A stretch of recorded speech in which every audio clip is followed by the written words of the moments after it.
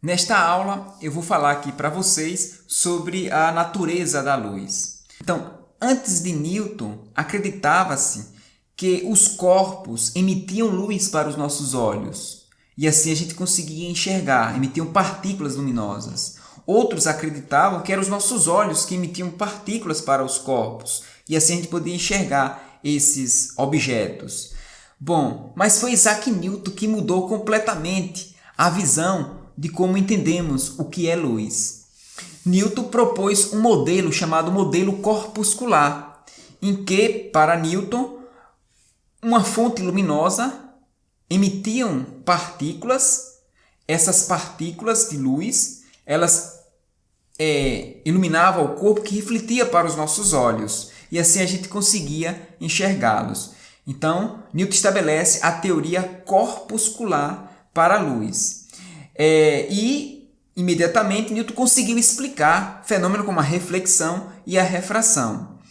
Além disso, havia também uma teoria paralela, conhecida como teoria ondulatória, em que Christian Huygens consegue também explicar os mesmos fenômenos que a teoria de Newton explicava, com a ideia de que a luz se comportava como uma onda.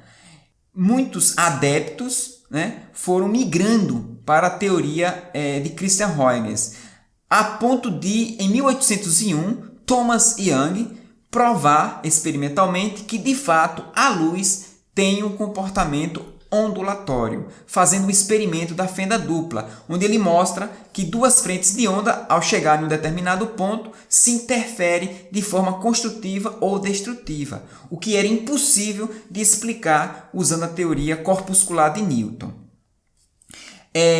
No século XIX, Maxwell consegue unificar toda a eletricidade em uma teoria única do eletromagnetismo.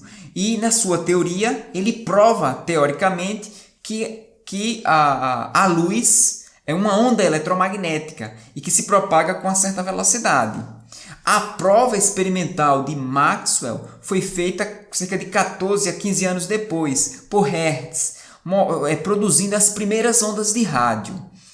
Os experimentos de Hertz também levaram a outra descoberta interessante, a outro fenômeno que ele estudou, que foi o efeito fotoelétrico. Esse efeito fotoelétrico não tinha uma explicação com a teoria do eletromagnetismo e a teoria ondulatória proposta na época. Então, o efeito fotoelétrico, para quem não sabe, é a interação da luz com os elétrons de uma superfície metálica. Na prática, Hertz mostrou que os elétrons que saíam, que eram ejetados de uma superfície metálica, tinham uma energia cinética que dependia da frequência da radiação e não dependia de forma alguma da intensidade da luz que atingia a superfície. Por maior que seja a intensidade da radiação, os elétrons ejetados não dependiam dessa intensidade. E para o eletromagnetismo de Maxwell, a intensidade era fundamental. Então, foi necessário, assim, criar outra teoria para explicar esse fenômeno e outros que surgiam também na época. Bom, foi Albert Einstein que conseguiu explicar corretamente o efeito fotoelétrico, utilizando a teoria de Max Planck da quantização da energia. Para Einstein, a luz é formada por partículas que mais na frente foram chamadas de fótons, cuja energia ela é proporcional à frequência da radiação. Com essa ideia, Albert Einstein explica perfeitamente o efeito fotoelétrico.